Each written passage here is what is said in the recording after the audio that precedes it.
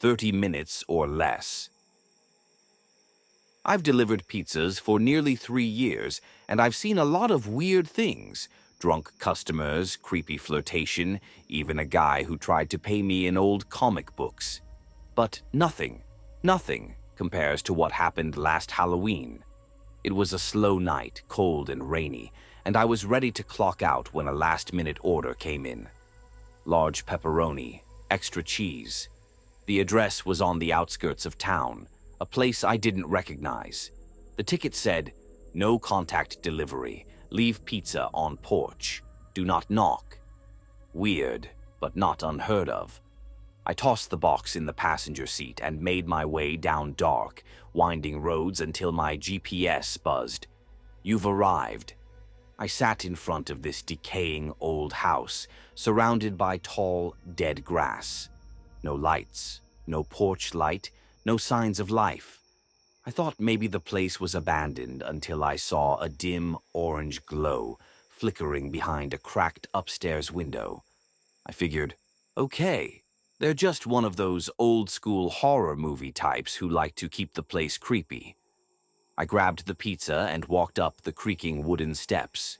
The porch groaned under my weight. There was no doorbell, just a rusted knocker shaped like a goat's head. I remembered the instructions. Leave the pizza. Don't knock. So I set the box down and turned to leave. But something made me stop. A sound, whispering. Faint, but definitely there. It was coming from inside. I leaned in just a bit. My breath fogged up the glass on the window. And then, the door creaked open. Just a few inches. No one stood there. Just blackness. I said, hello? Nothing. Then I heard it. The distinct sound of something wet hitting the floor. Like meat slapped against wood. Then dragging. Closer. I stepped back. "Hey man, I'm just the delivery guy. You didn't pay online. If you want this pizza, I need cash." Silence. Then a whisper just behind the door. "It's not for me." The door burst open and something lunged out. Not a person, but this twisted figure, like a man with no skin. Just slick red muscle and empty eye sockets. It screamed like a boiling kettle and dragged itself toward me. I ran, fell off the porch and scrambled back to my car, soaking wet and shaking. When I looked back, the thing wasn't on the porch. It was just the pizza box, still closed. I drove off so fast I nearly wrecked on the gravel road. I told my manager I was done for the night.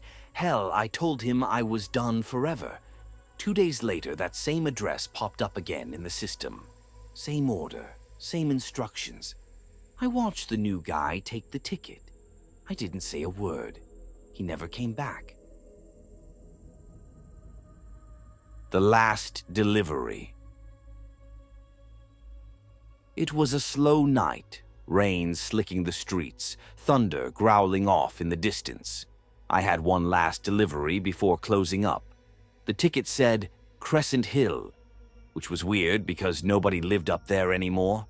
The whole place had been half abandoned since the landslide last year. But whatever. Money's money, and the tip looked promising. I drove my beat-up Civic up the winding road, tires hissing on wet pavement. No streetlights up there, just my headlights slicing through the dark. GPS kept glitching, rerouting me even though there was only one road. Eventually, I found the place. A big Victorian house, completely dark, except for a porch light flickering like it was about to die. I got out, pizza box in hand, and stepped onto the porch. The boards groaned under me like something shifting underneath. I rang the bell. No answer. I knocked. Nothing. Just when I turned to leave, the door creaked open, by itself. I should have left. I knew I should have left. But I called out anyway. "Pizza delivery." No response. The smell hit me next, like something old and rotting, wet wood and copper. I stepped inside, figuring I'd drop the box and go. The house was colder than outside, like walking into a freezer. The wallpaper was peeling, and the furniture was all covered in white sheets, stained yellow with age. That's when I heard the whisper, right behind me. "He's hungry." I spun around. No one there. My heart was pounding, but I couldn't move. Something about the air was wrong, thick, like it was pressing in on me. I heard footsteps upstairs, slow, heavy. Then another voice, soft and childish. "Don't let him out." I backed away, reaching for the door, but it slammed shut. Locked. I dropped the pizza and tried the knob. Nothing. I started shouting, banging on the wood. That's when I saw the figure at the top of the stairs. Tall, gaunt, pale skin stretched too tight over bones. No eyes, just dark hollows staring at me. And its mouth, God, its mouth was too wide, like someone had taken a knife and carved it into a grin. It moved fast, impossibly fast, like it skipped frames. The last thing I remember was it whispering, "I didn't order pizza." I woke up in my car, morning light streaming through the windshield. The box was on the passenger seat, cold and unopened. I looked back up the road. No house, just trees. I quit the job that day, but sometimes, when it rains, I get a delivery ticket with no address, just GPS coordinates, and a note that says, "He's still hungry."